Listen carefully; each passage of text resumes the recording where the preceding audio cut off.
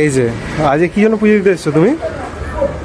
যাতে আমি যাকে ভোট দেবো সে আমি জিতে যাবো। আজ যাকে তুমি ভোট দেবে সে যাতে জিতে যায় সেই জন্য তুমি এখানে পুজো দিতে এসছো। কাকে ভোট দেবে?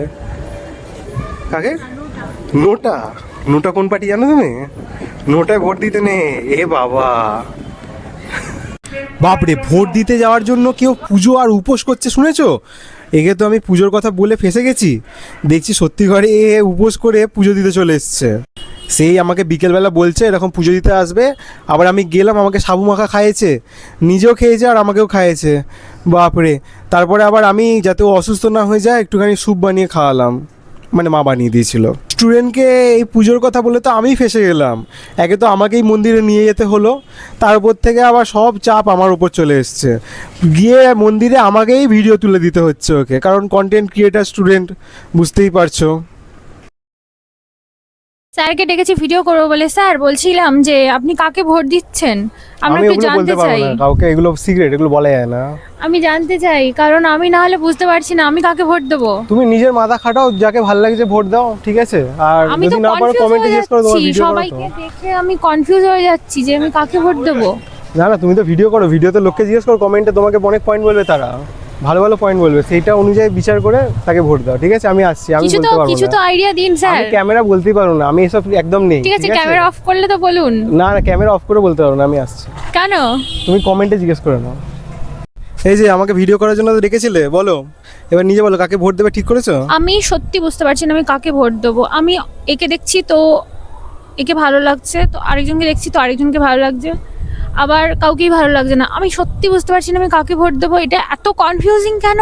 এইবারের ভোটটা এত কনফিউজিং, আমি মানে বুঝতে পারছি না কাকে ভোট দেওয়া উচিত, কাকে সাপোর্ট করবো, আমি তো কিচ্ছু বুঝতে পারছি না।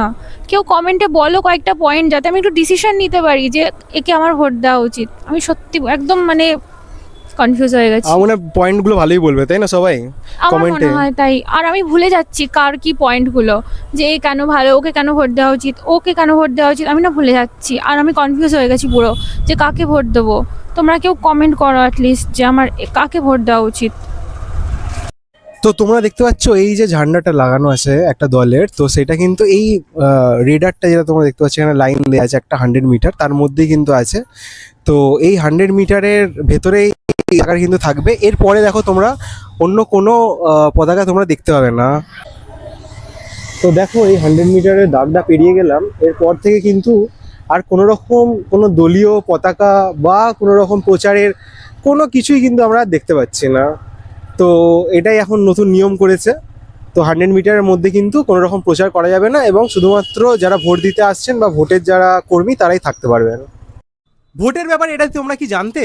এই রাস্তায় আমরা বেরোলেই এখন দেখতে পাচ্ছি কোথাও কোথাও 100 মিটার লিখে একটা লাইন টেনে দেওয়া হয়েছে। এটার মানে কি? আরে বাবা কিছুই না, ভয় পাওয়ার কিছু নেই।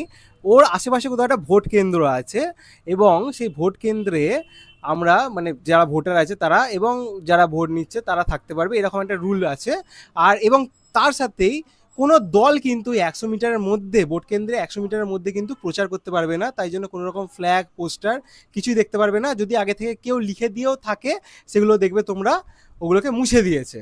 এবং এটাই বলার ছিল, আর কিছু বিশেষ নয়। তোমরা যদি জেনে থাকো তাহলে অবশ্যই ভালো কথা, এবং যদি না জেনে থাকো তাহলে কমেন্ট করে অবশ্যই জানাবে, ঠিক আছে? এবং ভালো করে ভোট দেবে সবাই কালকে।